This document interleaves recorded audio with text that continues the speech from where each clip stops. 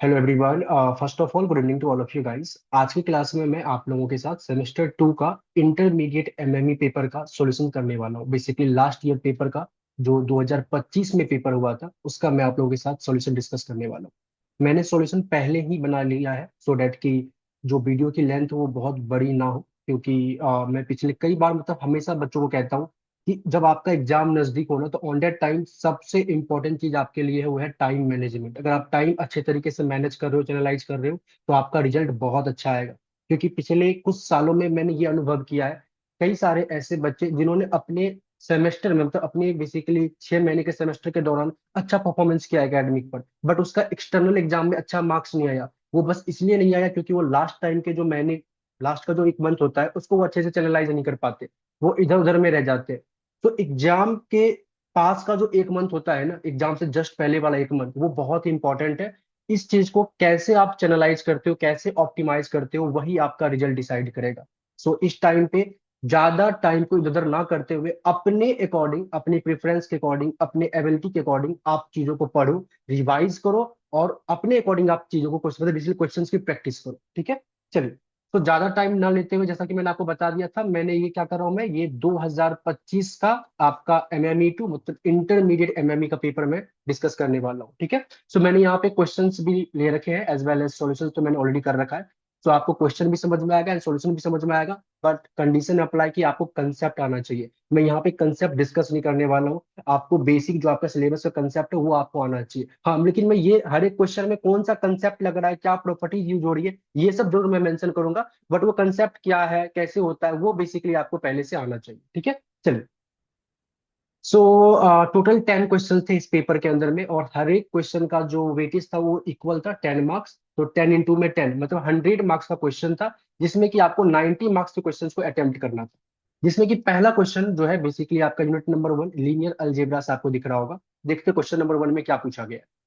बोला गया है कि let A be an n into n matrix, एक मैट्रिक्स ए है एन इंटू एन का, बेसिकली स्क्वायर मैट्रिक्स है। Suppose that A has a real eigenvalue, मतलब ए का जो है eigenvalue which is lambda की, मतलब एक प्रॉपर्टीज, आइजन वैल्यू की जो प्रॉपर्टीज होती है वो होल्ड करेगी।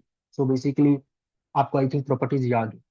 फिर बोला find the eigen value of the matrix A plus I where I is the identity matrix, और A square plus I where I, यहाँ पे बेसिकली बता रखा where I is n n into n identity matrix. तो पहले से बोल दिया कि ए एक एन इंटू एन मैट्रिक्स है जिसका आइजन वैल्यू अवेलेबल है रियल नंबर में, मतलब लैम्डा की वैल्यू अवेलेबल है, मतलब लैम्डा की वैल्यू कुछ ना कुछ होगी। एज वेल एज आपको बोला कि बताओ ए प्लस आई का क्या होगा eigen value, as well as A square plus I का क्या होगा आइजन वैल्यू। ठीक है।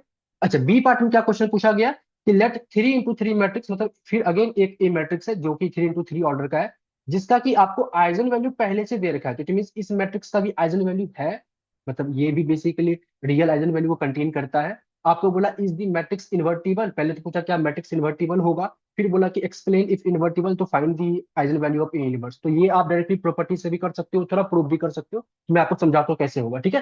तो पहले पार्ट में तो मेरे को बेसिकली ए प्लस आई और ए स्क्वायर प्लस आई का आइजन वैल्यू निकालना है। चलिए देखते हैं।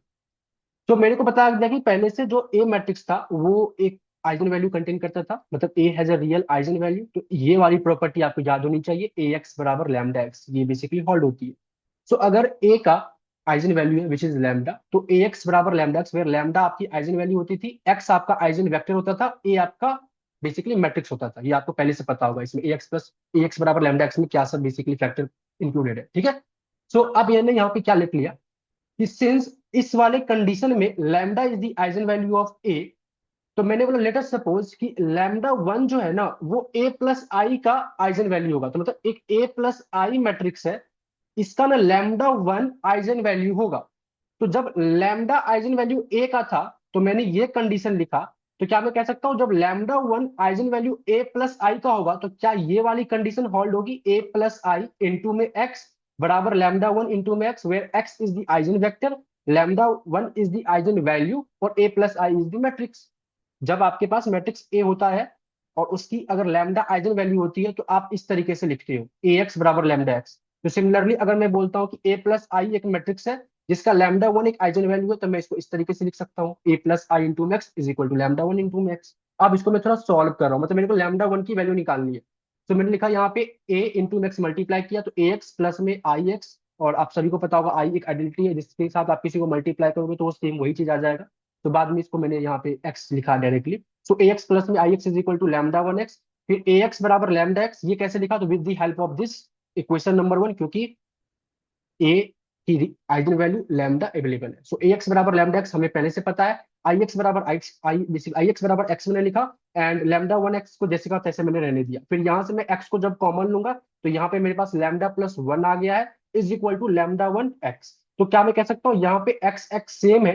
अगर ये दो सेम है तो लैम्डा वन इज एक्स का ये वाला कॉफिशिएंट और एक्स का लेफ्ट हैंड साइड में जो ये वाला कॉफिशिएंट है ये दोनों सेम होगा। तो मतलब लैम्डा वन की वैल्यू लैम्डा प्लस वन होगी। सो लैम्डा वन की वैल्यू लैम्डा प्लस वन होगी, और लैम्डा वन क्या था? तो ए प्लस आई का आइजन वैल्यू था। तो it means lambda plus one is the eigen value of A plus I. So normal सी बात यह है कि अगर लैम्डा आइजन वैल्यू है मैट्रिक्स ए का, तो lambda plus one eigen value होगा मैट्रिक्स ए प्लस आई का। तो मैंने पहले से बता रखा था कि ए प्लस आई का आइजन वैल्यू लैम्डा वन होगा, और लैम्डा वन की मेरे को वैल्यू निकालनी थी, तो ये मैंने वैल्यू निकाली। तो lambda plus one is an eigen value of A plus I. I hope आप लोगों को समझ में आया, बहुत ही बेसिक क्वेश्चन था ये। ठीक है, चलिए। सो आगे आपको बोला था ए स्क्वायर प्लस आई का भी आइजन वैल्यू निकालो, तो सेम प्रोसेस यूज किया मैंने। पहले मैंने लिखा कि lambda to be the eigen value of A square plus I. तो मैं ये वाला कंडीशन लिख सकता हूँ, मैट्रिक्स आइजन वेक्टर जो भी आइजन वैल्यू है इनटू में आइजन वेक्टर, ये कंडीशन मैंने डाल दिया। अब इसको मैं थोड़ा ब्रेक कर रहा हूँ। कैसे मैंने ब्रेक किया? तो ए स्क्वायर एक्स ये लिखा, मतलब इस एक्स को मल्टीप्लाई कर दिया इसे ए स्क्वायर एक्स, फिर आई इंटू में एक्स, फिर लैम्डा टू इंटू में एक्स, सिंपल है। फिर ए स्क्वायर को मैंने ब्रेक कर दिया ए इंटू ए में, फिर इसके बाद एक्स जैसा कि तैसा है प्लस में एक्स लैम्डा टू इंटू में एक्स। फिर जाके हमने क्या किया, ए को रहने दिया और इस ए एक्स बराबर को मैंने लिखा लैम्डा एक्स, क्योंकि ए जो है एक रियल रियल आइजन वैल्यू को कंटेन करता है। तो मतलब ए एक्स बराबर lambda x equation number one पहले मैंने यहाँ पे लिख लिया हुआ है कि ये तो हमारे पास गिवन है कि ए एक्स बराबर लैम्डा एक्स। चलिए, सो ए एक्स बराबर लैम्डा एक्स मैंने लिख दिया यहाँ पे, तो ए लैम्डा एक्स प्लस में एक्स लैम्डा टू एक्स आ गया। इसके बाद मैंने क्या लिखा यहाँ पे, देखो लैम्डा स्केलर है उसको बाहर ले सकते हैं, और ए और एक्स आपस में मल्टीप्लाई हुए, फिर प्लस में एक्स लैम्डा टू एक्स, फिर अगेन ए एक्स को मैंने लिखा लैम्डा एक्स, फिर एक्स लैम्डा टू एक्स। यहाँ पे lambda lambda basically lambda square हो गया, तो लैम्डा स्क्वायर एक्स प्लस में x is equal to lambda two x. तो यहाँ से जब मैं एक्स को कॉमन लूंगा तो लैम्डा स्क्वायर प्लस वन इसका कॉफिशिएंट रहेगा, और राइट हैंड साइड में एक्स का कॉफिशिएंट लैम्डा टू है, इट मीन लैम्डा टू के बराबर कौन है? Lambda square plus one. तो लैम्डा टू को ही आपने आइजन वैल्यू बताया था ए स्क्वायर प्लस आई का, और लैम्डा टू की वैल्यू क्या आई? तो लैम्डा स्क्वायर प्लस में one. So lambda square plus में वन, लैम्डा स्क्वायर प्लस में one is the eigen value of A square plus I.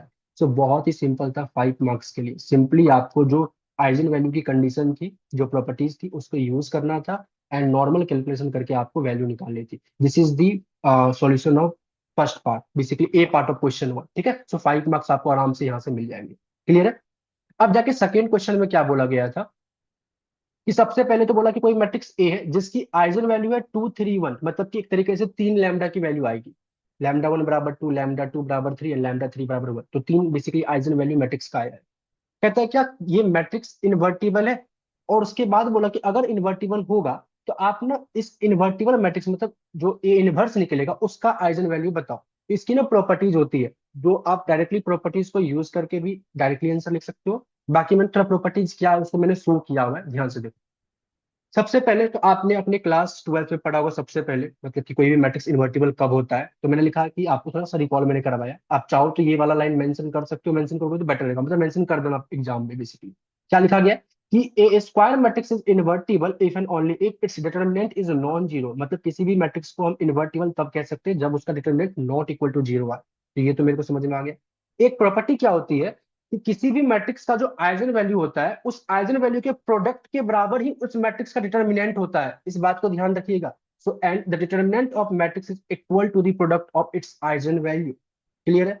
तो सिंस मेरे पास गिवन मैट्रिक्स ए था जिसका आइजन वैल्यू गिवन था, तो अगर आइजन वैल्यू गिवन था तो उन सभी का प्रोडक्ट से मेरे को मैट्रिक्स ए का डिटर्मिनेंट आ जाएगा। तो दिस मेरे पास देखो 2 3 1 is the eigen value of matrix A, जिसका प्रोडक्ट मेरे पास 6 आया। तो ये जो प्रोडक्ट है this is nothing but determinants of A, और साफ साफ दिख रहा है कि ए का डिटर्मिनेंट जो है जीरो के बराबर नहीं है, तो इट मींस ये मैट्रिक्स इन्वर्टिबल है। तो basically since A is not equal to zero the given matrix A is invertible. Clear है?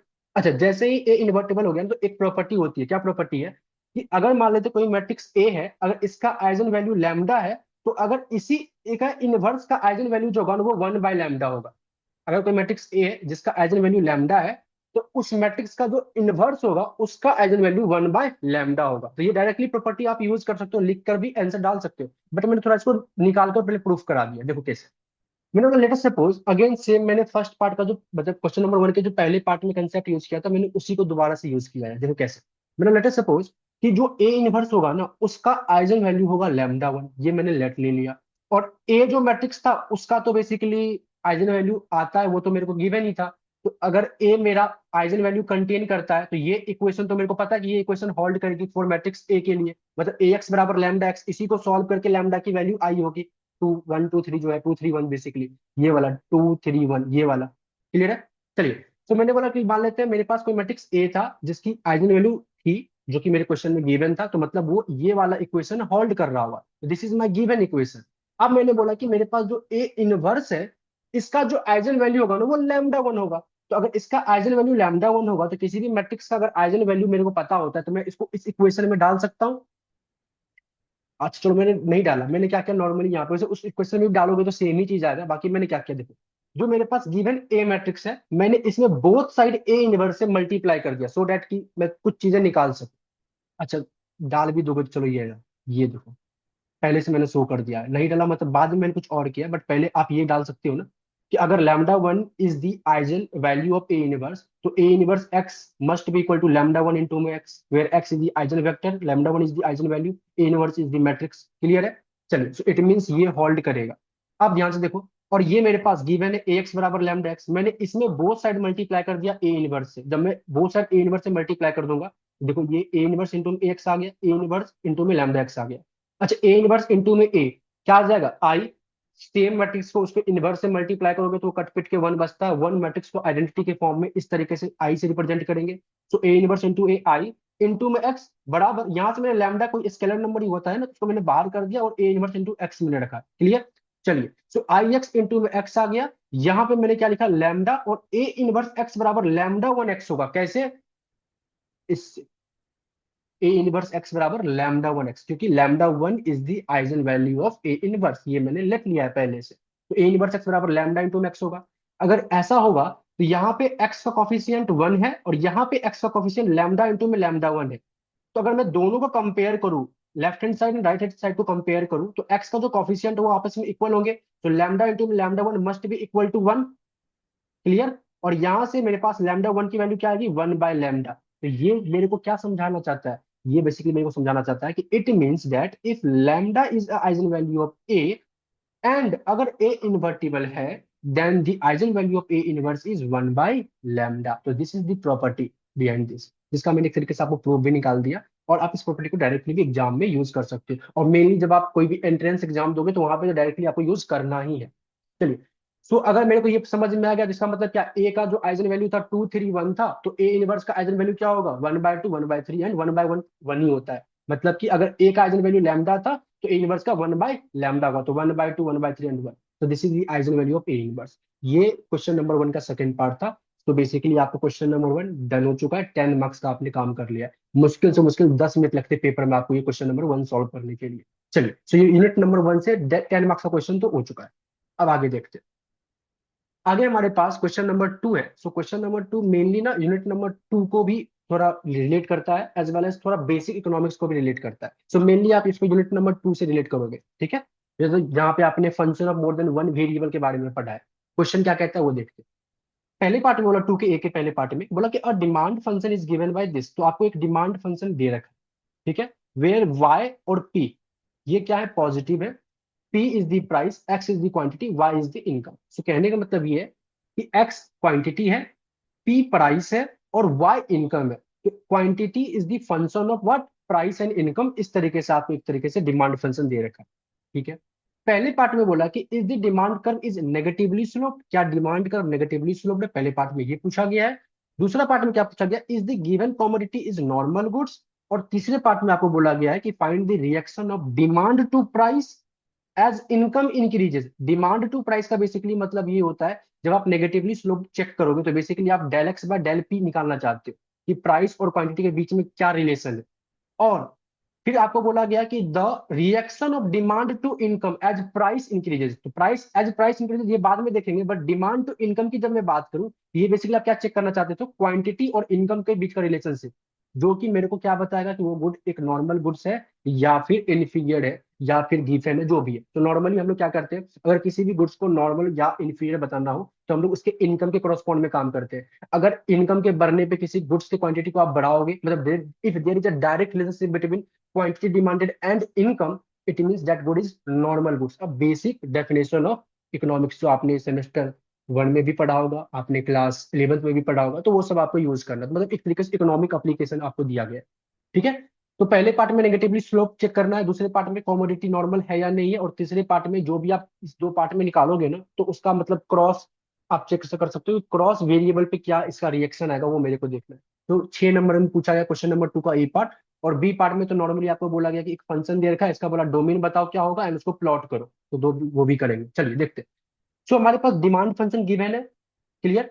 अब मेरे को बोला कि नेगेटिवली स्लोप्ड है या नहीं है, तो मैं नॉर्मली क्या चेक करना चाहता हूँ कि बेसिकली क्वांटिटी और प्राइस के बीच में क्या रिलेशनशिप है। तो मैंने del x by del p निकाला। तो जब मैं क्या del x by del p निकालूंगा, मतलब मैं इस क्वांटिटी को पार्सली डिफरेंशिएट कर रहा हूँ विद रिस्पेक्ट टू प्राइस। इस टाइम पे मैं इनकम को एज ए कांस्टेंट ट्रीट करूंगा। तो जब मैं इनकम को कांस्टेंट ट्रीट करूंगा तो इसका आ जाएगा 0। 5y³ पी पे पावर -3 में 5y³ एज ए कॉन्स्टेंट, मतलब वेट बाहर आ जाएगा। और पी पे पावर -3 को जब करोगे तो ये मतलब एक तरीके से एक्स पे पावर n वाला फॉर्मूला लेने का, मतलब -3 नीचे पी पावर -3 -1, एक तरीके से -3 पी पे पावर -4 आ जाएगा, जिसको कि कुछ इस तरीके से आप लिख सकते हो। और ये जो -3 है ये बाहर के 5 से मल्टीप्लाई होगा, तो 5 इंटू में -3 -15, फिर जाके y³ और पी पावर -1 फिर -4, तो ये इसका पार्शियल डेरिवेटिव है। सिमिलरली 6 पी पे क्यूब का फॉर्मूला बेसिकली अब यूज करोगे डेरिवेटिव का, तो आपके पास ये 18 पी का स्क्वायर आ जाएगा। तो आई होप आपको बेसिक डिफरेंशिएशन आता हो एंड आपको फॉर्मूला भी पता हो। तो नॉर्मली आप जब del x by del p निकालोगे तो आपके पास ये आएगा। सिंस आपको पता है कि y पॉजिटिव है तो y पे पावर क्यूब भी पॉजिटिव ही आएगा, और p पॉजिटिव है तो p पे पावर -4 भी पॉजिटिव आएगा। अगर किसी का बेस पॉजिटिव है तो पावर पे कुछ भी हो वो हमेशा पॉजिटिव ही रहता है, क्योंकि p पे पावर -4 को आप क्या लिखोगे, 1 पे पावर 1 अपॉन में p पे पावर 4। और अगर p पॉजिटिव है तो ये ओवरऑल टर्म हमेशा पॉजिटिव ही रहेगा। तो सिंस y पॉजिटिव है और p पॉजिटिव है, आपके क्वेश्चन में गिवन था, देख लो y पॉजिटिव है p पॉजिटिव है, ये गिवन आपके क्वेश्चन में। तो आपका क्या है बेसिकली, कहा गया ये वाला, तो आपका ये y³ भी पॉजिटिव होगा और p की पावर -4 भी पॉजिटिव होगा। तो इतना टर्म पॉजिटिव है, बट बाहर एक माइनस लगा हुआ है, तो ये ओवरऑल टर्म नेगेटिव रहेगा, क्योंकि पॉजिटिव से नेगेटिव मल्टीप्लाई करोगे तो ओवरऑल टर्म नेगेटिव रहेगा। सिमिलरली यहाँ पे भी p स्क्वायर है तो ये भी पॉजिटिव रहेगा, बट बाहर माइनस है तो ओवरऑल टर्म नेगेटिव रहेगा। तो ये भी नेगेटिव, ये भी नेगेटिव, दो नेगेटिव को जब हम एक साथ जोड़ेंगे तो नेगेटिव आंसर ही देगा। तो ओवरऑल वैल्यू इसका लेस देन 0 ही आएगा। तो मैं साफ साफ देख रहा हूँ del x by del p क्या है, लेस देन 0 है। It means yes demand curve is negatively slope. तो पहले पार्ट में बस इतना ही करना था। मैंने थोड़ा समझाने में ज्यादा टाइम ले लिया, बट इसको सॉल्व करते टाइम तो 1 मिनट नहीं लगना चाहिए। सेकंड पार्ट में क्या बोला गया कि आपको कमोडिटी नॉर्मल है या नहीं है। तो मैंने यहाँ पे लिखा है कि a commodity is normal good if demand increases as income increases. अगर मान लेते ये रिलेशन आ गया, अगर quantity of demand and income के बीच का रिलेशनशिप अगर डायरेक्ट आ गया तो इट मींस वो गुड नॉर्मल है। तो वही मैं चेक करना चाहता था। जब मैंने डिमांड फंक्शन को with respect to partially income से डिफरेंशिएट किया तो मेरे पास ये आया।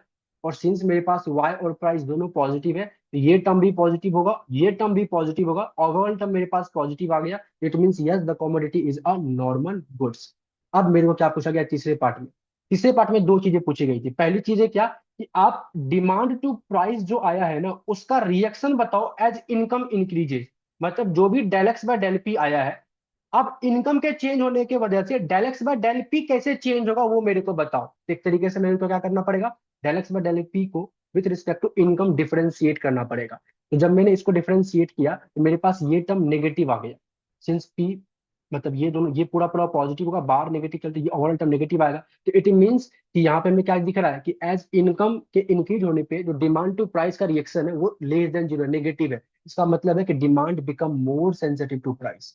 तो पहले पार्ट तो ये हो गया। दूसरा पार्ट क्या पूछा गया आपसे कि आप बताओ रिएक्शन ऑफ व्हाट, तो डिमांड टू इनकम। जो डिमांड टू इनकम था मतलब एक्स और वाई के बीच का जो रिलेशन आपने निकाला था del x by del y करके, इसमें क्या चेंज आएगा एज प्राइस इंक्रीजेज।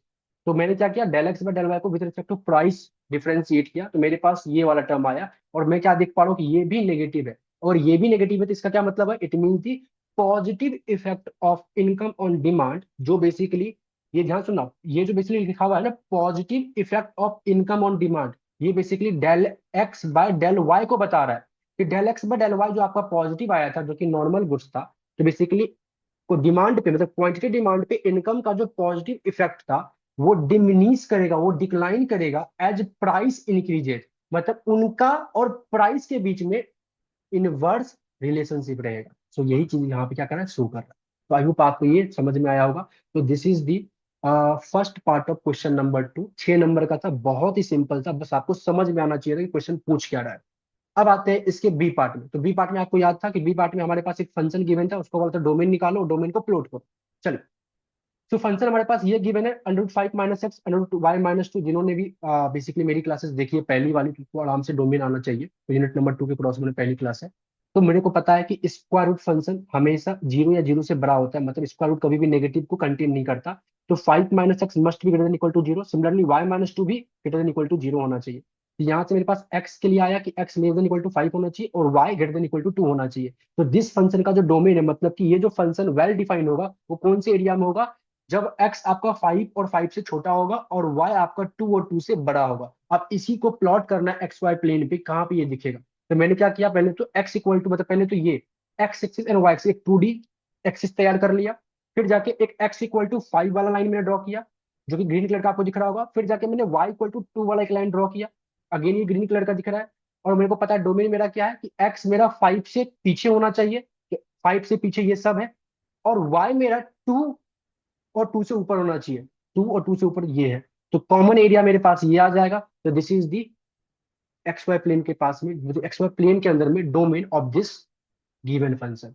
आई होप आपको ये समझ में आ गया होगा। क्लियर है। तो ये 4 नंबर में था, बहुत ही सिंपल था। तो आराम से आप ये 10 मार्क्स भी ले सकते हो। सो इस 10 मार्क्स को बेसिकली ये यूनिट नंबर 2 से पूछा गया है। तो 10 मार्क्स यूनिट नंबर 1 से हो चुका है, 10 मार्क्स यूनिट नंबर 2 से हो चुका है। आप देखते हैं नेक्स्ट क्वेश्चन हमारे पास क्या है। Okay, so next question, question number 2 के अंदर में ही था, जो कि बेसिकली पीडब्ल्यूडी कैंडिडेट के लिए था। तो मैंने कोई भी क्वेश्चन मिस नहीं किया। सो ओवरऑल मैंने आई थिंक तब 12 या 13 क्वेश्चन मैंने सॉल्व किया था। जितने भी क्वेश्चंस गिवन थे आपके पेपर में, वो सब मैंने सॉल्व किया। वैसे तो ये नॉर्मल आप लोगों को नहीं करना, जो पीडब्ल्यूडी कैंडिडेट है उनको करना है। बट पहले आप खुद ट्राई करना कि क्या आप ये क्वेश्चन भी पेपर में आता तो खुद से कर पाते। क्या ऐसा लग रहा था कि पीडब्ल्यूडी कैंडिडेट को थोड़ा रिलैक्सेशन मिला है? तो ऐसा कोई खास बात नहीं, सब ये भी आपके सिलेबस का ही पार्ट है। हो सकता था आप में से कई सारे बच्चे इसको भी गलत करके आ जाओ, तो दैट्स वाई मैंने इसको भी सॉल्व किया है। ठीक है, चलिए देखते हैं। तो बोला गया find the rank of the following matrix for the various value of P and Q. तो एक आपके पास मैट्रिक्स गिवन है, आपको बोला पी एंड क्यू के अलग अलग वैल्यू के क्रॉसपॉन्ड में बताओ मेरे को कि जो गिवन मैट्रिक्स ए है इसकी रैंक क्या हो सकती है। तो बेसिकली आप इसको अलग अलग मेथड से यूज कर सकते हो। डिटर्मिनेंट मेथड हालांकि मत करना, क्योंकि 3 into 4 है, तो आप इसको रॉ एक्लन फॉर्म से करना। रॉ एक्लन फॉर्म में आपने कंसेप्ट सीखा होगा कि number of non zero rows is equal to rank of that matrix. तो मैं इसको क्या करूंगा, सबसे पहले किसी भी रॉ एक्लन फॉर्म में इस चीज को चेक करने के लिए पहले उस मैट्रिक्स को अपर ट्रायंगुलर मैट्रिक्स में कन्वर्ट करते हैं। और इसको अपर ट्रायंगुलर मैट्रिक्स में कन्वर्ट करने के लिए मेरे को ये वाला टर्म, ये वाला टर्म और ये वाला टर्म, इन तीन को जीरो बनाना पड़ेगा। आई होप आपको ये समझ में आ रहा होगा। तो मैंने इस गिवन मैट्रिक्स में रॉ ऑपरेशन लगाया। सबसे पहले मैंने क्या किया, रॉ 2 को चेंज किया, कैसे, तो R2 माइनस में 2R1 करके। फिर रॉ 3 को भी चेंज किया, कैसे, तो R3 माइनस 4R1 करके। तो जब ये आप ऑपरेशन इसमें यूज करोगे, आई होप आपको करना आता हो, मतलब रॉ ऑपरेशन करना आता हो। और नहीं करना आता है तो आप छोड़ देना कोर्स, क्योंकि ये तो बेसिकली आपको पहले से आना चाहिए ना। तो ये तो अगर नहीं आएगा तो फिर कैसे होगा। तो रॉ ऑपरेशन करना आता हो, अब जब रॉ ऑपरेशन करोगे तो ये आपके पास क्या होगा, आएगा गिवन ए, मतलब सॉल्व होने के बाद। इसके बाद मैंने क्या किया, तो सिंस मेरे पास ये वाला टर्म जीरो हो गया, अब अगेन मेरे को इसको भी जीरो करना है। तो अब इसको कैसे जीरो करेंगे, मतलब कि मेरे को ये जीरो करना है विदाउट दी कि कोई चेंजेस, इनमें कोई चेंजेस नहीं आना चाहिए, ये जीरो रहे। मतलब मैं ऐसा कोई खुरपाती नहीं करूंगा कि इसको तो मैं जीरो बना दूंगा लेकिन ये फिर नॉन जीरो हो जाए, ऐसा कुछ नहीं होना चाहिए।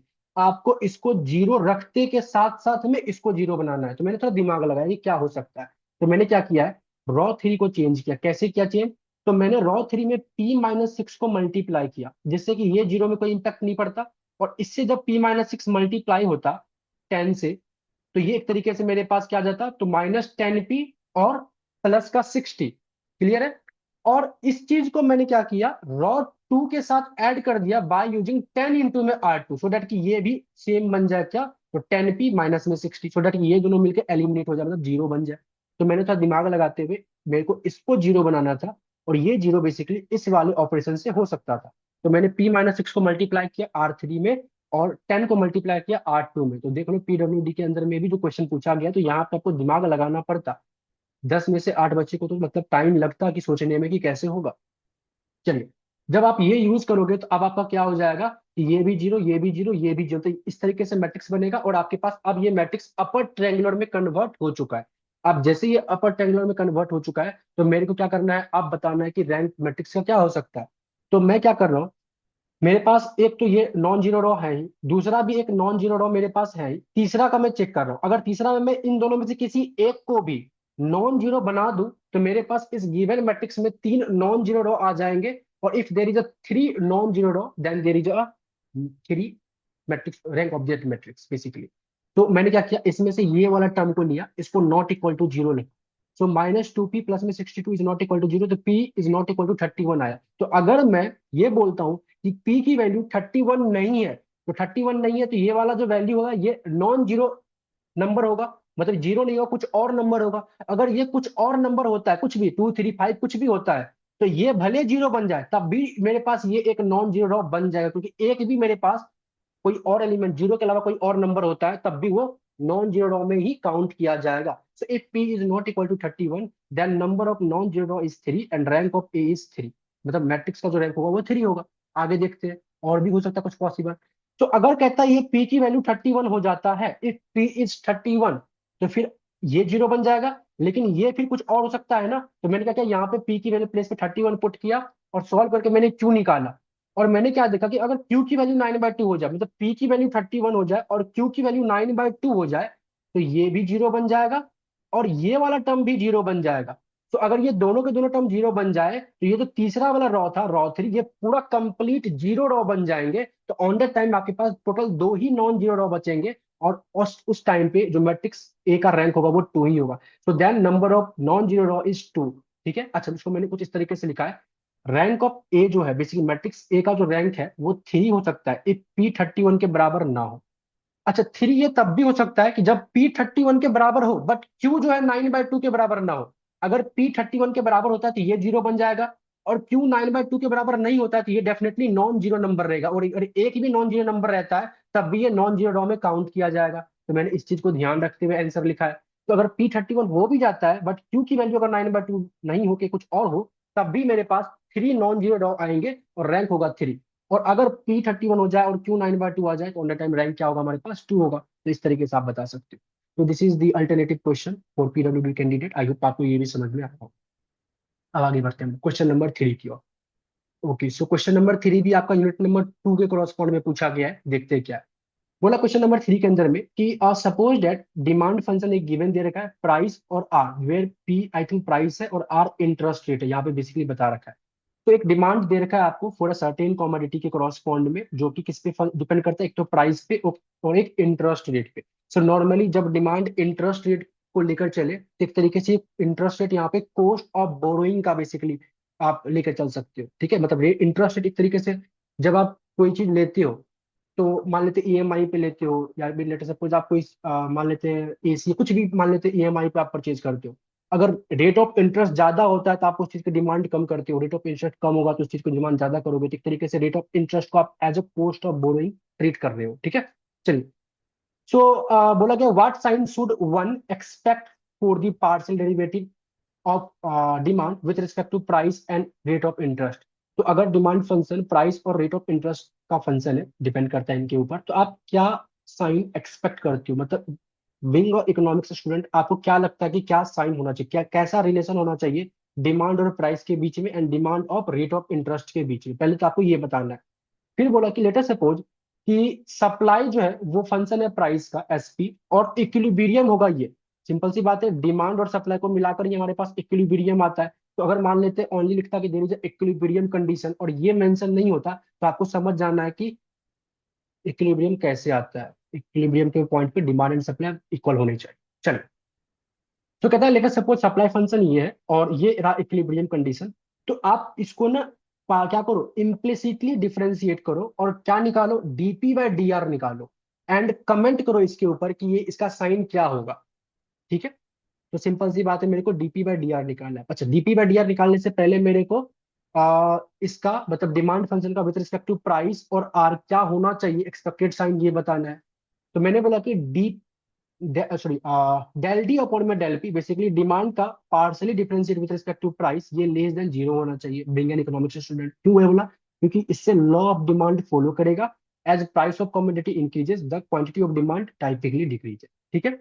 फिर जाके मैंने बोला कि del d by del r ये भी लेस देन जीरो होना चाहिए। क्यों? क्योंकि the interest rate represent the cost of borrowing. अगर रेट ऑफ इंटरेस्ट बढ़ता है तो बोरोइंग का कॉस्ट बढ़ेगा और डिमांड को आप कम करोगे। सो आर और डिमांड के बीच में इनवर्स रिलेशनशिप होना चाहिए। दैट्स वाई इसका लेस देन मैंने जीरो रखा है। क्लियर? अब आगे जाके मेरे को इम्प्लिसिट डिफरेंशिएशन करना है, तो मैंने ये रखा इक्विलिब्रियम कंडीशन। मेरे को डीपी बाय डी आर चाहिए था, तो मैंने क्या किया, इसको बोथ साइड डिफरेंशिएट किया विद रिस्पेक्ट टू आर, क्योंकि मेरे को न्यूमेटर सॉरी डिनोमीटर के अंदर में आर चाहिए। ओके। अब मैं यहाँ पे एक तरीके से कंपोजिट फंक्शन और चेन रूल का कंसेप्ट यूज करूंगा। तो मैंने क्या किया, पहले तो इस फंक्शन को, ये जो डिमांड है ये प्राइस और रेट ऑफ इंटरेस्ट दोनों पे डिपेंड करता है। तो पहले डिमांड चेंज होगा विद रिस्पेक्ट टू प्राइस, फिर प्राइस चेंज होगा विद रिस्पेक्ट टू आर। तो अगर मैं प्राइस चेंज कर रहा हूँ विद रिस्पेक्ट टू आर, तो एक तरीके से मैं प्राइस और आर के बीच में भी एक इम्प्लिसिट रिलेशनशिप बनाकर चल रहा हूँ, कि इनके बीच में भी एक इम्प्लिसिट कंडीशन चल रहा होगा। तो del d by del p, फिर del p by d p by d r, फिर del d by del r, फिर d r by d r. आप लोग यही कहते थे ना, z is the function of x and y, और एक्स वाई किसी का फंक्शन है। तो पहले जेड को विद रिस्पेक्ट टू एक्स करोगे, फिर एक्स को दूसरे वाले फंक्शन से करोगे, जेड को फिर विद रिस्पेक्ट टू वाई करोगे, फिर वाई को दूसरे वाले फंक्शन से करोगे। यही तो कंपोजिट होता था। तो वही क्या, मैंने पहले तो डी को विद रिस्पेक्ट टू पहले पी किया, फिर पी को विद रिस्पेक्ट टू आर किया, फिर डी को विद रिस्पेक्ट टू आर किया, फिर अगेन आर को विद रिस्पेक्ट टू आर किया। और इस तरफ भी पहले सप्लाई को विद रिस्पेक्ट टू प्राइस किया और प्राइस को विद रिस्पेक्ट टू आर किया। तो मतलब पी और आर के बीच में एक रिलेशनशिप मैं मेंटेन करके चलता हूँ। नॉर्मली ये भी होगा, तभी जाके डीपी बाय डी आर निकलेगा। अगर कोई भी डीपी बाय डीआर आपसे एग्जामिनर डिमांड कर रहा है, तो इट मींस व्हाट, कि प्राइस और रेट ऑफ इंटरेस्ट में एक कंडीशन, एक रिलेशन है, ये आपस में एक फंक्शन है। क्लियर है? मतलब price is the function of rate of interest, और you can say rate of interest is the function of price. Clear? मतलब आप इसको ऐसा समझ सकते हो कि जो डिमांड है ना, वो फंक्शन है प्राइस और रेट ऑफ इंटरेस्ट का, और प्राइस जो है ना वो फंक्शन है रेट ऑफ इंटरेस्ट का। और फाइनली आपको ये निकालना है, मतलब कुछ इस और सिंपलिसिटी में आपको समझाओ। आप ऐसा समझो कि एक आपके पास जेड फंक्शन दे रखा है, किसका, पी एंड आर का, और पी जो फंक्शन है वो आपको क्या दे रखा है, आर का। और आपसे क्या पूछा गया है, तो D P by D R बताओ, या D Z by D R बताओ, ऐसे लिखो। तो आप क्या करोगे, पहले जेड को with respect to r differentiate करोगे, सॉरी जेड को विथ रिस्पेक्ट टू पहले पी डिफरेंशिएट करोगे, फिर पी को विथ रिस्पेक्ट टू आर, फिर जेड को with respect to r differentiate करोगे, फिर आर को विथ रिस्पेक्ट टू आर। ऐसे तो करोगे, कंपोजिट फंक्शन याद है? तो बस वही किया गया। तो मैंने थोड़ा एक्सप्लेन कर दिया, बट आई होप आप लोगों को पहले से इसके बारे में तो जानकारी होना चाहिए। आप भी कहते हो कि सर क्या बता रहे हो, तो पहले से सीखा हुआ है। ठीक है। सो अगर ये आपने समझ लिया, तो हम लोग कहाँ पे थे अभी? आई होप मैंने आपको, हाँ, मतलब मैं अपने इसको रिमूव कर लेता हूँ, वन सेकेंड।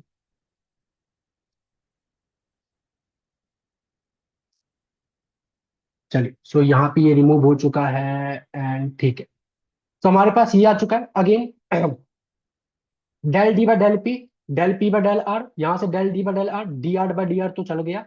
फिर del s by del del p और डीपी बाय डी, जैसे का तैसा मैंने यहाँ पे लिख दिया है। इसके बाद मैं क्या कर रहा हूँ, इस del d by del r को इस तरफ शिफ्ट मैंने कर दिया, और जो डीपी बाय डी आर वाला टर्म था मैंने इसको इस तरफ शिफ्ट कर लिया। क्यों? क्योंकि मेरे को डीपी बाय डी आर को कॉमन बाहर निकालना है। फाइनली मेरे को डीपी बाय डी आर ई निकालना है, तो वो क्या होगा। ये क्लियर है सभी को?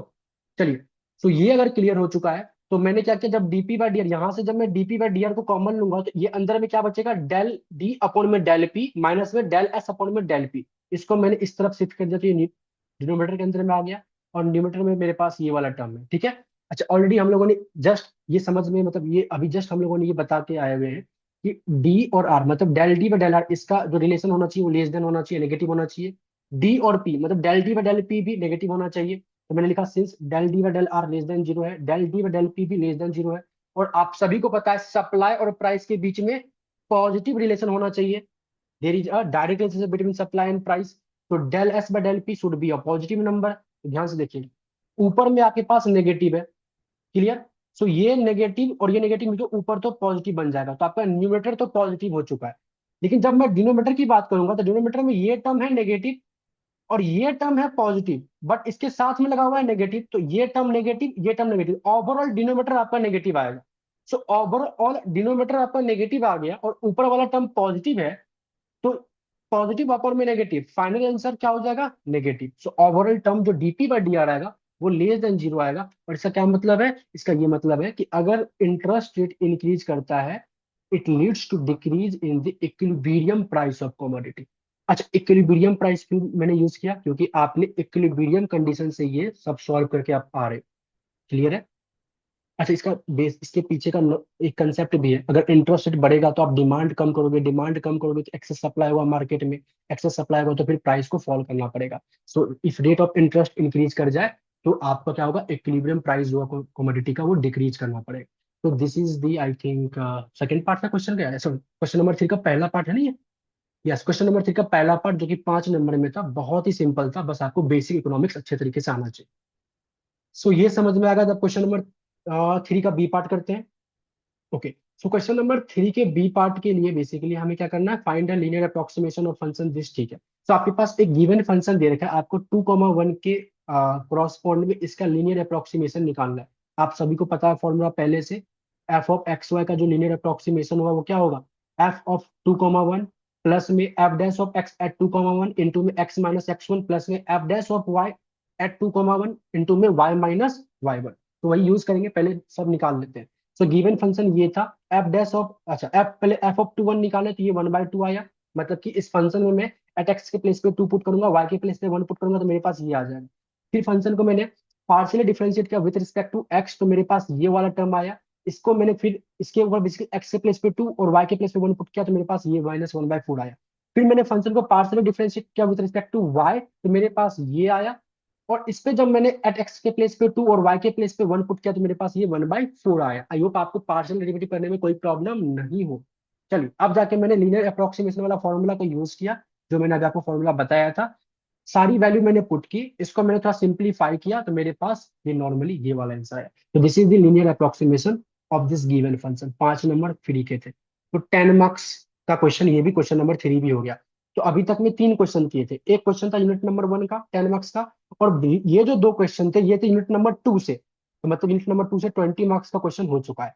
अब आते हैं हम लोग अगेन क्वेश्चन नंबर 4 पे। तो साफ साफ डायगोनलाइजेबल दिख रहा है, मैट्रिक्स दिख रहा है, मतलब ये अगेन यूनिट नंबर 1 पे फिर चला गया।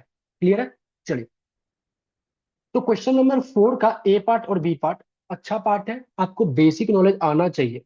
ध्यान से, वो क्या बोला सबसे पहले, बोला when is a square matrix is diagonalisable. ये बहुत ही सिंपल डिफरेंशिएशन है। कई बार बच्चा क्या करता है ना, कंसेप्ट क्या है उसको छोड़ देता है, बस क्वेश्चन क्वेश्चन प्रैक्टिस करता है। मतलब कि हाँ, ऐसा न्यूमेरिकल आएगा तो ये सब स्टेप फॉलो करेंगे, आंसर आ जाएगा। बट यहाँ पे न्यूमेरिकल तो दिया ही नहीं, यहाँ पे तो पूछा कि कब कोई डायगोनल मैट्रिक्स, कब कोई किसी स्क्वायर मैट्रिक्स डायगोनलाइजेबल होगा। तो इसके लिए आपको क्या आना चाहिए, उसका बेसिक कंसेप्ट आना चाहिए। तो वो मेरे पहले आई होप आपने जब पढ़ा होगा। सो जब मैंने आपको कराया हुआ तो डेफिनेटली से मैंने बताया ही है, और आपने अगर कॉलेज में पढ़ा हुआ है, कहीं से पढ़ा हुआ, तो आपको पहले से पता होगा, मतलब चीजें तो पता होंगी ना कि कैसे डायगोनलाइजेबल होगा। तो ये मैंने लिखा है। कहता है कि एक मैट्रिक्स ए है, वो डायगोनलाइजेबल तब होगा if and only if it has an linearly independent eigen vector. उसके पास क्या होना चाहिए, एन लीनियरली आइजन वेक्टर। मतलब एक कोई मैट्रिक्स एन इंटू एन का है, तो उसके पास n linearly independent eigen vector होने चाहिए, तब जाके वो मैट्रिक्स क्या होगा, डायगोनलाइजेबल होगा। This is the condition. और इस चीज को आप इस वाले फॉर्मूला में थे, it can be written as this, d is equal to p inverse A into p. Clear है। चलिए, सो ये जब आपने लिख लिया, it can be written as this, इसके बाद बोला गया जहां पे डी क्या है, डायगोनल डायगोनल मैट्रिक्स है, और पी क्या है, तो invertible matrix, p is an invertible matrix, और whose column are eigen vector of a. मतलब जो पी आपका आएगा वो क्या है, बेसिकली इन्वर्टिबल मैट्रिक्स है, जो कि आइजन वेक्टर जो बेसिकली बनेगा ए का, उसका कॉलम को लेकर मतलब बनाते थे हम लोग। अगर आपको याद हो, जब आप डायगोनल सीख रहे होते थे, तो वही चीज मैंने यहाँ पे लिखा हुआ है। तो ये एक तरीके से इसका डेफिनेशन हो चुका है। 4 नंबर आपको इतना मिल जाएगा, बेसिकली एग्जामिनर इतना ही जानना चाहता था। अच्छा, इसका बी पार्ट थोड़ा टेक्निकल है, अच्छा है। अगर आप बेसिकली और अच्छे तरीके से लॉजिक लगाओगे तो पूरा प्रॉपर आंसर निकाल सकते हो, लॉजिक नहीं लगाओगे तो इन टर्म्स ऑफ पैरामीटर भी छोड़ सकते हो। सबसे पहले बोला गया for the following function 2 into 2 matrix, a आपके पास गिवन है, बोला फाइंड ए पे पावर 30 क्या होगा। अच्छा, एक एक प्रॉपर्टी हम लोगों ने सीखा था, ए पे power n x is equal to lambda पे पावर एन एक्स होता है। ये प्रॉपर्टी आपने सीखा होगा। अगर मेरे इस क्वेश्चन में सिर्फ ए पे पावर एन एक्स इस ये क्या होगा ये पूछता ना, तो ये थोड़ा इजी होता। लेकिन ये ए पे पावर एन एक्स क्या होगा ये नहीं पूछा है, ये बोले को ए पे पावर एन क्या होगा डायरेक्टली ये पूछा है। तो मेरे को ए क्या हो सकता है, ये अगर बेसिकली ए पे पावर एन भी एक तरीके से 3 इंटू 3 का होना, सॉरी 2 इंटू 2 का होना चाहिए ना। तो ए क्या हो सकता है वो मेरे को निकालना पड़ेगा। ठीक है, मतलब कहने का मतलब अगर ए पे पावर एन इंटू एक्स पूछता ना, तो इसको मैं लैम्डा पे पावर एन इंटू में एक्स इस फॉर्म में आंसर दे सकता था। बट मेरे को एग्जैक्टली ए पे पावर एन क्या होगा ये मेरे को निकालना है। सो ये बड़ा इंपॉर्टेंट चीज है। तो इसके लिए थोड़ा आपको कैलकुलेशन थोड़ा और आगे करना पड़ेगा। ध्यान से देखते हैं क्या। चलिए, सो मेरे को क्या पूछा गया, ए मेरे पास ये बेसिकली गिवन है, और मेरे को ये पता है कि ए पे पावर एन इंटू में एक्स बराबर लैम्डा पे पावर एन इंटू एक्स होता है। तो पहले मेरे को लैम्डा तो निकालना ही पड़ेगा ए पे पावर 30 निकालने के लिए। क्लियर है, आप कोई बच्चा ए इंटू ए मतलब 30 बार मल्टीप्लाई मत करने बैठ जाना। क्लियर है। चलिए, तो अच्छा मैंने थोड़ा ये फील किया हूँ कि बेसिकली 2025 में ये नंबर थोड़ा गलत दिया है, क्योंकि अगर एग्जामिनर को कंसेप्ट समझना था तो कुछ ऐसे नंबर यहाँ पे देते जिनका आइजन वैल्यू एक तरीके से सिंपल आता तो और अच्छे से आप कैलकुलेशन कर पाते। बट जब मैंने इसको कैलकुलेट किया तो इसकी आइजन वैल्यू सिंपल ना आकर थोड़ा सो स्क्वायर रूट वगैरह में आया है। तो थोड़ा कॉम्प्लिकेटेड होता है एग्जाम में कैलकुलेट करने का। तो मैं आपको बताऊंगा करना क्या है। देखिए, तो मेरे पास ए गिवन है, और मेरे को सबसे पहले इसका आइजन वैल्यू निकालना है। तो आइजन वैल्यू निकालने के लिए सबसे पहले क्या करेंगे, ए माइनस लैम्डा ये करेंगे, फिर इसका डिटर्मिनेंट लेंगे। इसका जब डिटर्मिनेंट लिया तो मेरे पास ये एक तरीके से करेक्टरिस्टिक्स इक्वेशन है, तो ये करेक्टरिस्टिक्स इक्वेशन बना। इसको जब मैंने इक्वल टू जीरो पुट किया, मतलब det of A minus lambda equal to zero put करेंगे, उस टाइम पे जो लैम्डा की वैल्यू आएगी वही मेरा आइजन वैल्यू होगा। तो मेरे पास ये आया। अच्छा, ये ब्रेक नहीं हो रहा था, इसका फैक्टराइजेशन नहीं हो रहा था, तो मैंने डिस्क्रिमिनेंट वाला फॉर्मूला लगाना पड़ेगा। तो लैम्डा इक्वल टू जो basically minus b plus minus under root b a square minus 4 AC अपन में 2a वाला जो फॉर्मूला होता है वो मैंने यूज किया। तो यहाँ से लैम्डा की दो वैल्यू आई, तो साफ साफ दिख रहे हैं स्क्वायर रूट के कोरस्पॉन्ड में आया है। तो डेट्स वाई यहाँ पे थोड़ा आगे का कैलकुलेशन थोड़ा मुश्किल है। अगर यही basically lambda one equal to 1 2 या फिर 3 4 मतलब कुछ ऐसा आता जो कि इंटीजर फॉर्म में होता तो ज्यादा बेटर होता। समझ रहे हो मेरी बात। चलिए, सो लैम्डा वन और लैम्डा टू मेरे पास आ चुका है। अब जैसे लैम्डा वन मेरे पास लैम्डा टू आ चुका है, तो अब इसको मेरे आइजन वेक्टर मेरे को निकालना पड़ेगा। ठीक है, सो दैट कि मैं ए पे पावर एन एक्स बराबर लैम्डा एन एक्स वाला कंसेप्ट को यूज करूं। और एक बात और, अगर ये प्रॉपर्टी होल्ड कर रही है तो बेसिकली अगर मेरे को डी पे पावर 20 निकालना होगा, तो डी पे power 20 is nothing but L पे लेमडा पे पावर 20 होगा। क्यों होगा, क्योंकि याद करो डायगोनल मैट्रिक्स जो आप निकालते हो मैट्रिक्स, वो आपके आइजन वैल्यू के क्रॉसपोंड में डायगोनल मैट्रिक्स बनता है। तो कहने का मतलब आइजन अगर डी पे पावर 30 निकालेंगे, और आइडेंटिटी भी बनता है, मतलब आइडेंटिटी होना चाहिए, मतलब कुछ इस तरीके से lambda one zero zero zero फिर zero lambda two zero zero zero and इस तरीके से आप लिखते हो ना, यही तो डायगोनल मैट्रिक्स आपका बनता है। तो लैम्डा पावर जितना होगा उतना डी पे पावर होगा। तो ये एक सिंपल रूल है, ये आपको ध्यान रखना है। चलिए, बात वो तो बाद में यूज करते हैं, बट पहले इसका आइजन वेक्टर निकालते हैं। सो आइजन वेक्टर कैसे निकालते हैं, तो ए माइनस लैम्डा आई इंटू में एक्स, आप लैम्डा की वैल्यू पुट करेंगे, सॉल्व करके जो भी एक्स आएगा वही मेरा आइजन वेक्टर होगा। तो नॉर्मली जब आप क्वेश्चन सॉल्व करते थे, जब मैंने लिखा कि चलो एक बार मैंने लैम्डा वन लिया आइजन, मतलब आइजन वैल्यू मेरे पास दो आया, तो पहले मैंने ये पहला वाला यूज किया। जब मैं लैम्डा वन बराबर लिखूंगा ये, तो क्या होगा, बेसिकली मैंने ए माइनस लैम्डा आई के प्लेस पे ये पुट किया, एक्स के प्लेस पे एक्स वाई पुट किया, मतलब जो भी वैल्यू आएगी इक्वल टू जीरो जीरो। ठीक है, इसको सॉल्व करने के बाद मतलब ये वाला टर्म जो है बेसिकली ये आएगा, मतलब 3 माइनस में दिस तो ये आ गया, फिर 2 माइनस में जीरो तो 2 आ गया, and so on so forth. ठीक है। अच्छा, इसके बाद इसको बेसिकली एक्स से जब मल्टीप्लाई करेंगे तो कुछ ऐसा बनेगा। अच्छा, अगर आपको याद हो तो ये इक्वल टू जीरो करके हम लोग दो इक्वेशन नहीं निकालते थे, मतलब कि दो इक्वेशन निकाल के सॉल्व नहीं करते थे, क्योंकि दो इक्वेशन निकाल के सॉल्व करेंगे ना तो ये जीरो जीरो आ जाएगा, मतलब कि एक तरीके सॉल्यूशन एग्जिस्ट नहीं करेगा। अच्छा, ये इक्वेशन क्यों नहीं निकालते थे, क्योंकि हम लोग यहाँ पे ना एक तरीके से लीनियर अलजेब्रा की बात कर रहे हैं। मेरे को एग्जैक्टली कोई पॉइंट नहीं चाहिए एक्स एंड वाई का, मेरे को क्या चाहिए, वो एक्स एंड वाई वो सारे मिले जो कि इस डायरेक्शन को होल्ड करे। समझ रहे हो, लीनियर अलजेब्रा के अंदर में मैट्रिक्स वेक्टर के अंदर में मेरे को एग्जैक्टली एक्स और वाई की वैल्यू नहीं चाहिए, मेरे को एक्स एंड वाई का ऐसा रिलेशन चाहिए जो कि इस इक्वेशन को होल्ड करे। तो मैं किसी एक वाले से भी यूज कर सकता हूं, तो मैंने इस पहले वाले को उठाया। जब पहले वाले को आप उठाओगे तो ये कुछ इस तरीके से आएगा। क्लियर है। अच्छा, इसको आप आगे क्या करते थे, आपको जब मैंने सिखाया होगा या जब आपने कॉलेज में सिखा होगा, तो यहाँ पे आप एट एक्स इक्वल टू पहले सम पैरामीटर टी लेट करते थे, और जो आप निकालते थे एक्स की वैल्यू, मतलब जो आप वेक्टर निकालते थे वो इन टर्म्स ऑफ टी या इन टर्म्स ऑफ एस या इन टर्म्स ऑफ पी, जो भी आपने पैरामीटर लेट किया वो निकालते थे। फिर अपने सहूलियत के अकॉर्डिंग आप उस पे टी की वैल्यू वन टू कुछ भी पुट करते थे। तो वो भी आप कर सकते हो, मतलब यहाँ पे at x equal to t करके फिर आगे सॉल्व कर सकते हो। और सॉल्व करने के बाद फिर जाके आप एक्स की वैल्यू कुछ पुट करके आंसर निकाल सकते हो, आपकी मर्जी है। बट मैंने थोड़ा यहाँ पे देखा कि मैं अगर एक्स की वैल्यू अपने मन से 4 लेट ले लेता हूँ। अच्छा 4 ही क्यों मैंने लेट लिया, क्योंकि 4 जब मैं लेट लूंगा ना, तो ये जो डिनोमिनेटर वाला टर्म है ये वैनिश हो जाएगी, मतलब कट पिट के हट जाएगा। तो मतलब जो भी मेरे पास आएगा वो एक तरीके से सिंगल फिगर में आएगा। एक्स बराबर 4 तो वाई बराबर दिस। 4 के अलावा 3 2 1 कुछ भी लेते तो एक्स बराबर तो 1 आता, बट वाई बराबर समथिंग कुछ फ्रैक्शन में आता। आप चेक कर लेना, ठीक है। तो मैंने x बराबर टी ना लेते हुए मैंने टी की कोई वैल्यू अपने मन से कोई पैरामीटर ली, मेरे को तो बस रिलेशन मेंटेन करना है ना। तो जब मैंने x बराबर 4 लिया तो y की वैल्यू ये आई, तो मतलब ये जो है बेसिकली वो इस वाले इक्वेशन को मेंटेन कर, इस वाले रिलेशन को मेंटेन कर रहा है, सिंपल सी बात ये। तो ये मेरे पास लैम्डा 1 के कॉरस्पॉन्ड में आइजन वेक्टर x1 की वैल्यू आई है। सिमिलरली लैम्डा 2 के कॉरस्पॉन्ड में मेरे पास ये आई है आइजन वेक्टर। क्लियर है। अच्छा एक बात ध्यान से, अगर मेरे को ये पूछता ए पे पावर 30 इंटू में एक्स की वैल्यू क्या है, तो मैं आराम से यहीं पे आंसर डाल देता। बेसिकली मैं समझा रहा हूँ चीजों को। कई बार हो सकता है कि पेपर में बस इतना, अगर मान लेते मेरे पास पूछता कि ए पे पावर 30 इंटू में एक्स क्या होगा, तो मैं बोलता कि 4 लैम्डा 1 इक्वल टू जो भी वैल्यू था इस वैल्यू के कॉरस्पॉन्ड में जो ए पे पावर 30 इंटू में एक्स है ना वो क्या है, तो वो है बेसिकली लैम्डा 1 पे पावर 30 इंटू में एक्स, वेर लैम्डा 1 पे पावर 30 क्या होता, लैम्डा 1 जो मेरे पास आया था आई थिंक अभी 1 प्लस में √41 अपॉन में 2, ये था लैम्डा 1, चेक कर लो। इसके पावर 30 इंटू में एक्स मेरे पास क्या है, तो 4 √41 बाहर में माइनस, ऐसा कुछ इस तरह बाहर, मतलब इसी के अंदर आएगा। दैट्स इट, ये मेरा आंसर होता।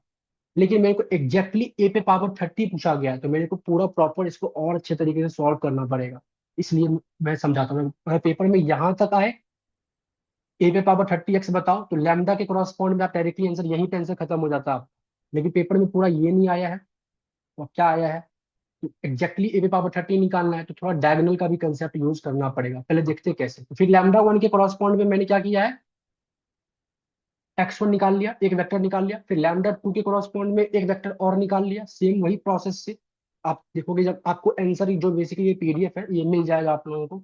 अगर मैं यूट्यूब पे अपलोड करता हूँ तो डिस्क्रिप्शन में मैं डाल दूंगा, और जो बेसिकली पेड बच्चे हैं उनको तो मैं एप्लीकेशन पे वैसे भी नोट्स अपलोड करूंगा तो उसमें डाल दूंगा, ठीक है। चलिए सो अब मेरे पास जो भी x की वैल्यू आई है वही मेरा क्या है, आइजन वेक्टर है। और आइजन वेक्टर से जो मैट्रिक्स बनेगा वो बेसिकली मेरा ये p मैट्रिक्स है। क्लियर।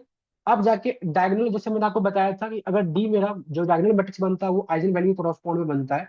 तो अगर d बराबर लैम्डा 1 0 0 लैम्डा 2 है, तो लैम्डा 1 पे पावर 30 अगर ये वाला मतलब a पे power n x is equal to lambda पे पावर n x, ये प्रॉपर्टी अगर होल्ड हो रही है तो मतलब ये भी होल्ड होगी। तो d पे पावर 30 क्या होगा, इसके पावर पे 30, मतलब आई आइडेंटिटी मैट्रिक्स को जितनी बार मल्टीप्लाई करोगे, अगर मैं लैम्डा 1 को यहाँ पे कॉमन बाहर ले लूँ तो ये 1001 होगा। अब इसको जितनी बार मल्टीप्लाई करोगे ये सेम ही आएगा, और बस लैम्डा मल्टीप्लाई होता जाएगा 30 बार। एक तरीके से यही होल्ड करेगा। तो डी पे पावर 30 बराबर दिस लैम्डा 1 पे पावर 30 0 0 इस तरीके से।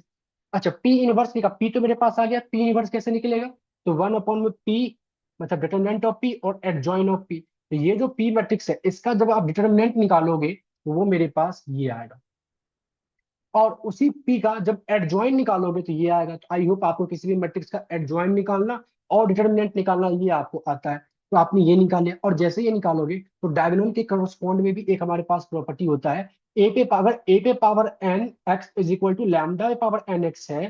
तो इट इंप्लाइज कि ये वाला पी होल्ड होगा, मतलब ए पे power n is equal to p d पे पावर एन पी इनवर्स, ये भी होल्ड होगा।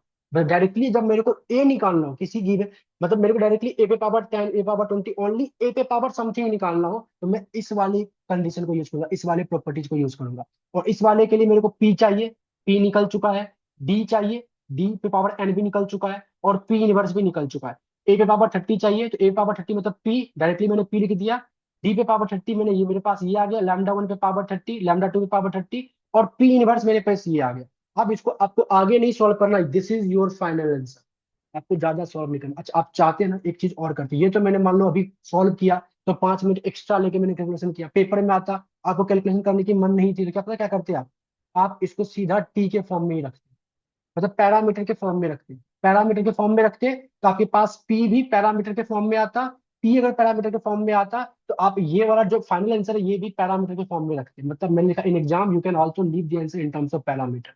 ये आप पे डिपेंड करता है कि आप किस तरीके से सॉल्व कर पा रहे हो। अच्छा वही अगर मान लेते हैं मेरा जो आइजन वैल्यू था लैम्डा 1 लैम्डा 2 वो एक इंटीजर नंबर में आता किसी भी 1 2 3 करके, तब मुझे इतना प्रॉब्लम नहीं होता कैलकुलेशन करने में, वो आराम से सॉल्व होता, मतलब आपको पैटर्न समझ में आ ही गया प्रोसेस, तो आई होप आप आराम से क्वेश्चन को सॉल्व कर सकते हैं।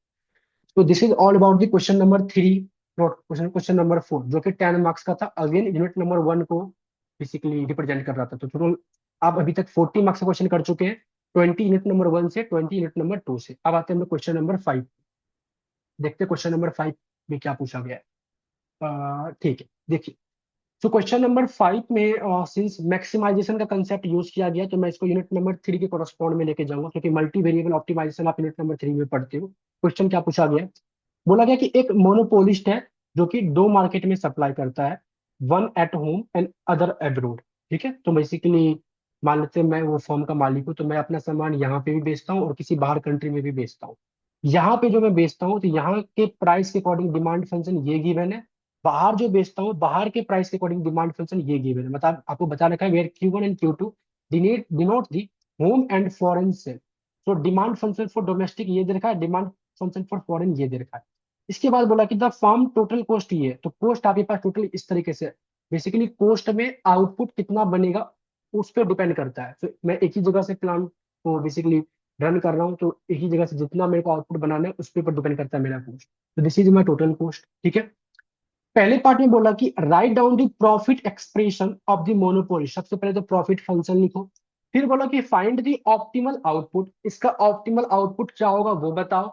फिर बोला कि प्राइस, और प्राइस क्या होगा वो भी बताओ, जिससे कि प्रॉफिट मैक्सिमाइज रहे। सिंपल सी बात है, बिंग एन मोनोपोलिस्ट या बिंग एन फर्म, जो बेसिकली मेरा ऑप्टिमल आउटपुट या ऑप्टिमल प्राइस होगा वो कब होगा, जब मैं अपने प्रॉफिट को मैक्सिमाइज कर रहा हूँ। ठीक है, और उसके बाद जो भी आप निकालोगे उस पर चेक करना है आपको सेकंड ऑर्डर कंडीशन भी, सफिशिएंट कंडीशन भी, कि वो सच में आपका जो प्राइस एंड आउटपुट निकला है उस पर आपका फंक्शन मैक्सिमाइज हो रहा है या नहीं हो रहा है, ये भी आपको चेक करना है। देखते हैं। तो मेरे पास एक मोनोपोलिस्ट गिवन है जिसका डिमांड फंक्शन गिवन है, कॉस्ट फंक्शन गिवन है। सबसे पहले प्रॉफिट लिखना है, तो कोई भी प्रॉफिट फंक्शन क्या होता है, टोटल रेवेन्यू माइनस में टोटल कॉस्ट, ये पता है ना आपको। मेरा टोटल रेवेन्यू में टोटल कॉस्ट को माइनस कर देंगे तो जो बचेगा मेरा प्रॉफिट होगा। बहुत बेसिक चीज है। सिंस दो डिमांड फंक्शन है, तो दो जगह मैं आउटपुट बेच रहा हूं, तो मेरे पास रेवेन्यू दो जगह से आएगा। कैसे दो जगह से आएगा? तो डोमेस्टिक से जो रेवेन्यू आएगा, तो जो डोमेस्टिक में प्राइस है P1 और जो क्वांटिटी Q1, जितना मैंने प्राइस रखा, जितना मैंने Q1 रखा, ये this is the domestic revenue, that is TR1। और जो फॉरेन में मैं बेच रहा हूँ उसका price P2 and quantity Q2, this is TR2, that is foreign revenue. तो डोमेस्टिक रेवेन्यू और फॉरेन रेवेन्यू दोनों को जब मैं ऐड करूंगा तो मेरे पास टोटल रेवेन्यू आ जाएगा। और टोटल कॉस्ट तो गिवन ही है सब आउटपुट बनाने का। तो अगर मैं total revenue minus total cost करता हूँ तो मेरे पास प्रॉफिट फंक्शन सेट हो जाएगा। होम का डिमांड फंक्शन गिवन है, अब मैं आंसर की बात कर रहा हूँ। होम का डिमांड फंक्शन गिवन है, फॉरेन का डिमांड फंक्शन गिवन है, टोटल कॉस्ट मेरे पास गिवन है। ए पार्ट में प्रॉफिट फंक्शन सेट करना है। तो TR1 प्लस में TR2 माइनस में TC, TR1 P1 Q1 P2 Q2 minus में TC, बेसिकली मैंने पुट कर दिया P1 Q1। तो बेसिकली मेरे पास Q1 in terms of P given था, तो मैंने इसको उल्टा इनवर्स कर दिया, P1 in terms of Q1 ये निकाल लिया। तो P1 इक्वल टू क्या आ जाएगा, 100 माइनस Q1। तो P1 के प्लेस में मैंने लिखा 100 माइनस Q1, और ये Q1 जैसे का तैसा। सिमिलरली P2 के प्लेस पे मैंने 80 माइनस Q2, मतलब कि फॉरेन वाले को मैंने इन्वर्स कर दिया।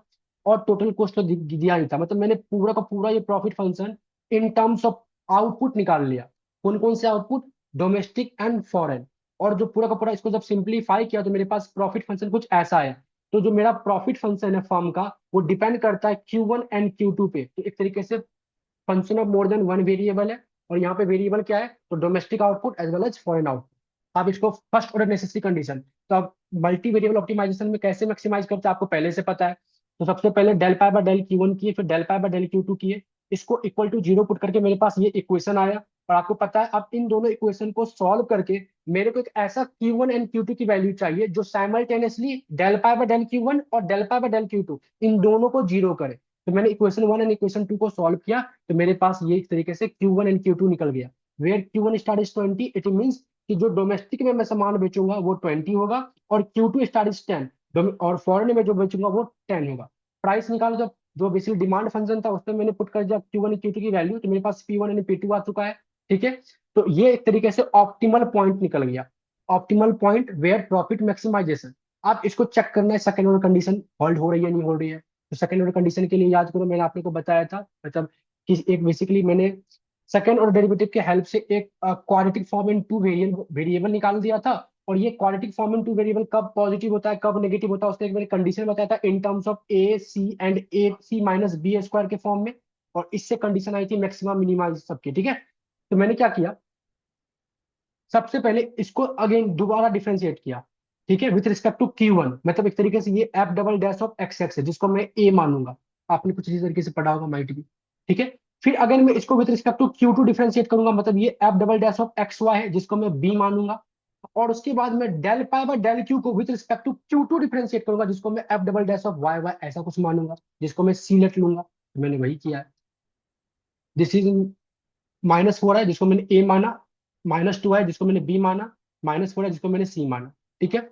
अब कंडीशन क्या होता है आपको पता है, 4, अच्छा मैक्सिमा के लिए मेरे को क्या करना पड़ेगा, कंडीशन मतलब मेरे को इस पॉइंट को मैक्सिमाइज बताना होगा। तो मैक्सिमा के लिए कंडीशन होता है ए लेस देन जीरो होना चाहिए, सी लेस देन जीरो होना चाहिए और a c minus b square greater than zero होना चाहिए, ये कंडीशन होता है।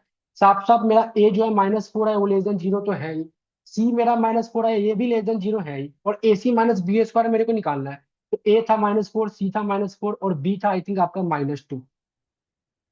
इसको मैंने सब पुट किया तो ए सी माइनस बी स्क्वायर मेरा पॉजिटिव आया। तो सिंस ये कंडीशन होल्ड हो रहा है तो प्रॉफिट मैक्सिमाइज है, this is the sufficient condition second order for maximise this function. बहुत ही सिंपल था, आराम से हो गया। अब इसका बी पार्ट देखते हैं, ये 6 नंबर में था तो आई थिंक आपको दिक्कत नहीं होगी। 4 मार्क्स में कहता है what happen to the price if the monopolist is not allowed to discriminate between home and foreign customers.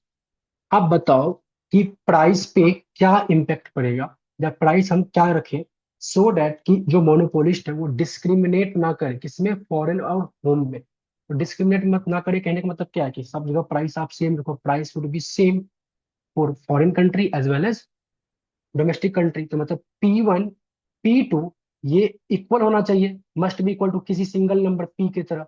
वही चीज मैंने यहाँ लिखा है। बात फिर सिंपल, मतलब ये आप फंक्शन ऑफ मोर देन की जगह 1 पे आ जाएगा। देखो क्या कहता है, if monopolist can not discriminate they must charge a single price in both market, मतलब सेम प्राइस चार्ज करेंगे, सिंगल प्राइस। तो P must be equal to P1 and P2।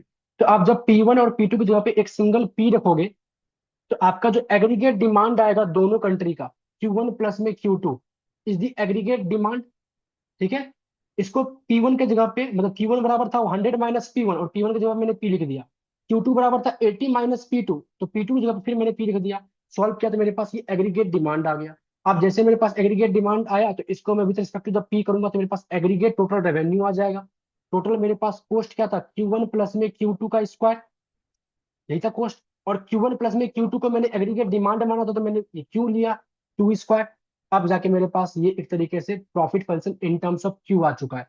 अब जाके मैंने नॉर्मली जो आपने क्लास 12th में बच्चों वाली क्लास में जो सीखा था वो आपने यूज किया, del pi by del Q किया तो Q स्टार 30 P स्टार 75 आ गया। और इसके बाद ये आपने किया तो since second order derivative negative आया तो इट मींस फंक्शन आपका मैक्सिमाइज हो चुका है, दैट्स इट। तो प्राइस शुड बी सेम। ये बेसिकली आपका बेसिक क्या कहते हैं क्वेश्चन नंबर 5 का सॉल्यूशन था। तो आई होप आपको ये 5 क्वेश्चन समझ में आए होंगे। और आज की क्लास में बेसिकली मैं इन्हीं 5 क्वेश्चन डिस्कस करूंगा। और भी क्वेश्चन हैं जिसके सॉल्यूशंस मैंने ऑलरेडी कर रखे हैं इसी बेसिकली पेपर में, टोटल 10 क्वेश्चन थे जिसका मैं सॉल्यूशन नेक्स्ट क्लास में मतलब प्रोवाइड आपको करूंगा। मतलब पहले आप पार्ट 1 देख लो, अच्छे से सॉल्व कर लो एंड नेक्स्ट पार्ट जल्दी आपको बेसिकली मिल जाएगा। अगर आप इस चीज को यूट्यूब पे देख रहे हो बेसिकली हमारे चैनल पे, तो आई रिक्वेस्ट यू कि प्लीज आप चैनल को सब्सक्राइब कीजिएगा एंड हमें फॉलो कीजिएगा। तो मेनली आपको जो भी आपको रिक्वायरमेंट है, जो भी बेसिकली इकोनॉमिक्स ऑनर्स में जब तक आप रहोगे तो आपको कुछ ना कुछ चीजें मिलती रहेंगी जिससे कि आपके पेपर में हेल्प हो एज वेल एज। अच्छा, अगर टोटल 5 क्वेश्चन में कहीं पे भी आपको कोई भी सॉल्यूशन में मिस्टेक दिख रहा होगा या कैलकुलेशन में मिस्टेक दिख रहा होगा, कुछ भी दिख रहा होगा तो आप मेरे को टेक्स्ट कर दीजिएगा। किस पे, तो 6203360410 इस नंबर पे आप टेक्स्ट कर दीजिएगा तो बेसिकली मैं इसको ठीक कर सकूं। तो फिलहाल के लिए thank you so much and bye bye everyone.